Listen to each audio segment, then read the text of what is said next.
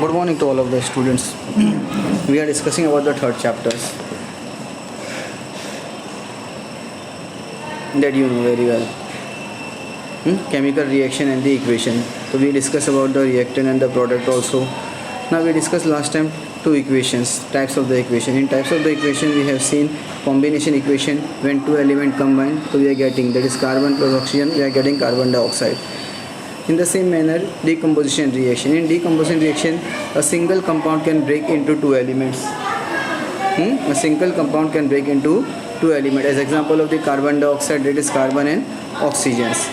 So now we will discuss about the displacement reactions. In displacement reactions, the compound and the element, जो compound होता है और element होता है, तो compound का one part element के अंदर combine हो जाता है. Means the reaction in which the place in the ion of a less reactive element. जो बोलते हैं ना, एक बताया रिएक्शन के टाइम पे जो आयन्स है और लेस रिएक्टिव एलिमेंट है कंपाउंड का, मैंने जैसे बोला जो कंपाउंड है और एक एलिमेंट है, तो कंपाउंड ब्रेक हो जाएगा और जो कंपाउंड का ब्रेकिंग का जो एलिमेंट है ना वो कहाँ कंबाइंड होगा, दूसरे एलिमेंट के साथ कंबाइन हो जाएगा. As example copper sulphate and iron, तो we will get iron sulphate and the copper.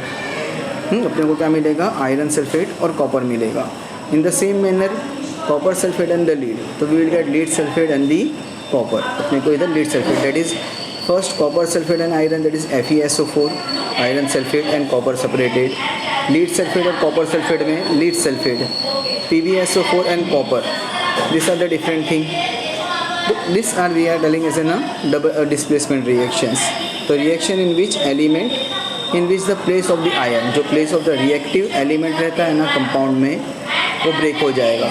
जो कंपाउंड ब्रेक हो जाएगा और जाएगा एलिमेंट से, एलिमेंट के साथ कंबाइन हो जाएगा, तो इसको डिस्प्लेसमेंट रिएक्शन बोलते हैं. Now in the case of double displacement reactions, the two compound are there. हाँ, यहाँ पे दोनों कंपाउंड और एक दूसरे से रिप्लेस हो जाएंगे.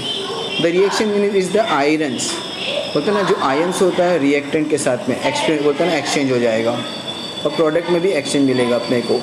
मीन्स जैसे कि कॉपर सल्फेट और आयरन सल्फेट है, या कॉपर सल्फेट और दूसरा कुछ एग्जांपल ले लो.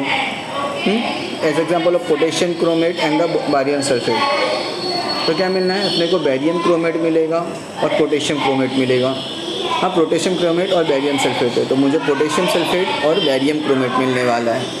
तो यहाँ पे K2Cr4 और BaSO4, तो KSO4 मिलेगा मुझे, K2SO4 और दूसरा मुझे क्या मिल रहा है, Ba chromium, that is BaCrO4 मिलने वाला है. तो क्या बोल रहा है, यहाँ पे जो रिएक्टेंट है वो एक्सचेंज करेगा और नया प्रोडक्ट मिलेगा. That we are telling as ना double displacement reactions. Now what was the colour of the precipitate, क्या कलर रहेगा पोटेशियम क्रोमेट और बैरियम सल्फेट का. Write the name of the precipitate, क्या प्रेसिपिटेट का रिएक्शन रहेगा. And we have to write the balance equations. हाँ, what is the balance equations. Will you call the reaction a displacement reaction और double displacement reactions. जिसको हम लोग बोलते ना डिस्प्लेसमेंट रिएक्शन बोलेंगे, डबल डिस्प्लेसमेंट बोलेंगे. बट बैरियम सल्फेट और क्रोमियम सल्फेट में, हाँ बैरियम सल्फेट और क्रोमियम सल्फेट का देखोगे तो तुम लोगों को ये डबल डिस्प्लेसमेंट ही मिलने वाला है. हाँ, that you will get as ना डबल डिस्प्लेसमेंट. तो डबल डिस्प्लेसमेंट के टाइम पे अपने को डबल बोलते ना दो पार्ट एक्सचेंज हो जाएंगे और दोनों ही नए कंपाउंड मिलेंगे. That we are getting a two new compound. Now in the case of the endothermic reaction and the exothermic reactions, endothermic और exothermic में you observe that heat from the outside, जो outside की heat observe बोलते ना out हो जाएगी, बोलते ना जो element है और compound है उसमें से heat out हो जाएगी इसमें से. तो heat from outside, they are telling first endothermic reaction you will see, तो heat is absorbed और heat is absorbed, बोलते ना heat या तो absorb हो जाएगी या तो out हो जाएगी. तो according to the process and the reaction you will observe, बोलते ना एब्जॉर्ब करना और अवे देना, मतलब या तो हीट क्या कर देगी, अंदर खींचेगी. हाँ, दैट विल टेक इनसाइड और दैट विल थ्रो आउटसाइड. हाँ, दैट विल टेक इनसाइड और that will throw outside in the endothermic और एक्सोथर्मिक. तो first we will see about the endothermic reactions. In the endothermic reaction you will observe the heat from outside is observe. जो बाहर की heat रहेगी ना वो पूरी अंदर खींचने वाली है. That physical process means what ever the heat that from the outside they are taking inside. For example, you will see melting of the ice, dissolution of the potassium nitrate into water. melting of ice ये natural process है, but इसमें क्या होता है कि endothermic reaction की बात करेंगे हम लोग. और dissociation of the potassium nitrate in water, जब पोटेशियम नाइट्रेट को वाटर के अंदर पुट करो तो ये भी क्या होगा, जो हीट रहेगी ना पूरी एब्जॉर्ब हो जाएगी इसमें, आउटसाइड की हीट एब्जॉर्ब हो जाने वाली है। तो इसको क्या बोलेंगे हम लोग, endothermic reactions. Now in some of the process we can say the heat is releasing outside. कुछ कुछ चीज़ में क्या होता है, हीट आउटसाइड से बोलते हैं ना एब्जॉर्ब हो जाएगी, बोलते हैं ना बाहर निकल जाने वाली है। ऐसे कैसे हम बोलोगे, formation of ice from water, ice क्या फॉर्म करती है, वाटर फॉर्म करती है। Dissolution of the sodium hydroxide, sodium hydroxide ले लो और वाटर ले लो, तो you are getting sodium different and H2SO4 different. तो therefore this we are telling as an exothermic reactions. यहाँ पे क्या होता है, हीट बाहर निकल जा रही है, आउट हो जा रही है। तो when the heat is releasing outside, तो that type of the reaction we are telling as an exothermic reactions. उसको हम लोग एक्सोथर्मिक रिएक्शन बोलेंगे। और जब हीट इनसॉर्ब होता है ना, एब्जॉर्ब करेगी, हाँ, जब हीट एब्जॉर्ब करने वाली है वो एंडोथर्मिक है। और जब हीट आउटसाइड थ्रो करेगी तो उसको क्या बोलेंगे, एक्सोथर्मिक रिएक्शन बोलेंगे।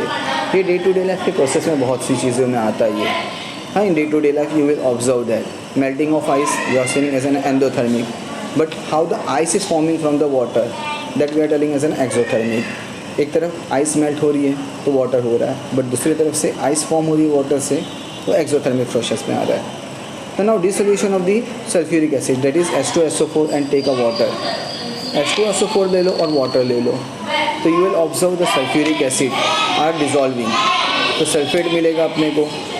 तो यहाँ पे कॉन्सेंट्रेटिक सल्फ्यूरिक एसिड में वाटर में पोर कर रहा हूँ, तो इससे क्या होता है, हीट अवॉइड हो जाती है।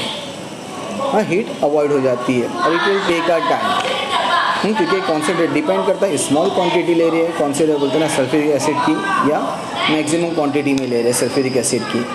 Only a small amount of heat is liberated, थोड़ा बहुत ही अमाउंट बोलते हैं हीट लिबरेट होगा, मतलब हाइड्रोजन गैस का, हाँ, और either oxygen gas will release. We will continue this topic next time.